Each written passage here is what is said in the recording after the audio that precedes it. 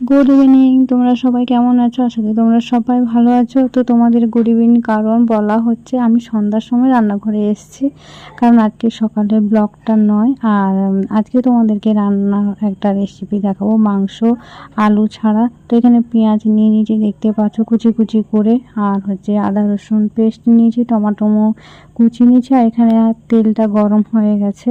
এটা হচ্ছে লোহার কড়া, তাড়াতাড়ি তেল গরম হয়ে যায়, মানে চোখ ফেলতে না ফেলতে গরম হয়ে যায় কড়াই। তো আমি পেঁয়াজটা ভালো করে মানে এটা লাল করে ভেজে নেব।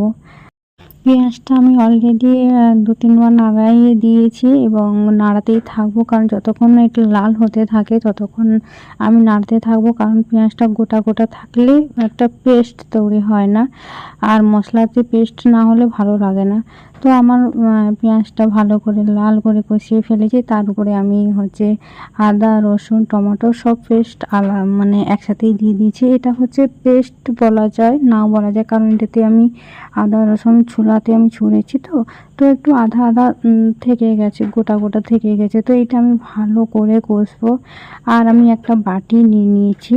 তো এই বাটিতে আমি হলুদ গুঁড়ো লঙ্কা গুঁড়ো আর জিরে গুঁড়ো নিয়ে নিয়েছি। এটাকে একটু জল দিয়ে আমি একটা মাখিয়ে আর একটা পেস্ট করব, কারণ মশলা দিলে না তেলেতে পুড়ে যায় অনেক সময় দেখবে। তাই আমি এটাতে জল দিয়ে ভালো করে নাড়িয়ে তারপরে আমি কড়াইতে দেব।